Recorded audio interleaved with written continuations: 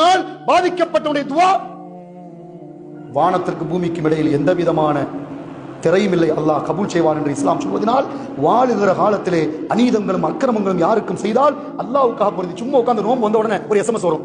அருமையான சகோதரர்களே, நல்ல கவனிங்க. இந்த எஸ்எம்எஸ் இந்த வருஷம் கொஞ்சம் கம்மியா இருக்கு, அடிக்கடி சொல்லி அன்பானவர்களே, என புனித மிகுந்த ரமலான் வந்து விட்டது. உங்களுக்கு நான் யாருக்காவது அநியாயம் செய்தால், உங்களுக்கு நான் யாருக்காவது துரோகம் செய்தால் என்னை இந்த ஆண்டிலே மன்னித்து விடுங்கள்.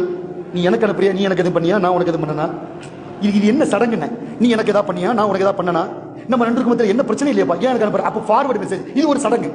யாருக்கு அநியாயம் பண்ணியோ, யாருக்கு துரோகம் பண்ணியோ, எவனால் நீ பாதிப்பை கொடுத்தாயோ, நீ எவனால் பாதிக்கப்பட்டாயோ, வாழுகிற காலத்துல முகத்துக்கு நேர் நின்று அல்லாஹ்வுக்காக என்ன மன்னிச்சு சொல்றதை விட்டுட்டு பேஸ்புக்ல வாட்ஸ்அப்ல உட்கார்ந்து ஒரு மெசேஜை ஃபார்வர்ட் பண்ணி ஒரு ரமலான் வந்துட்டா போதும். என் ஜனாசால யாரும் திட்டிராதீங்க, என் ஜனாசால வந்து நீங்க கோவிச்சிடாதீங்க, என் மூத்த ஆயிட்டா எல்லாரும் என் ஜனாசால கலந்துங்க.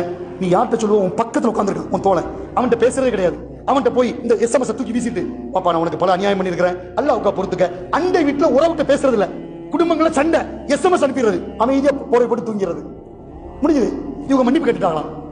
நீ நிக்கிற இடத்துல நேர போய் வண்டி எடுத்து வீட்டுல போய் உட்கார்ந்து மன்னிப்பு கடிதம் மாதிரி உட்கார்ந்து அவன்கிட்ட மன்னிச்சிட்டியா அப்படின்னு கேட்டுட்டு தான் வெளியே வரணும். ஒரு எஸ்எம்எஸ் அனுப்பிட்டா, அஸ்ஸலாமு அலைக்கும் பாவா, அவன்கிட்ட மன்னிப்பு கேட்டுட்டேன். இந்த சடங்கை இஸ்லாம் அங்கீகரிக்கவில்லை.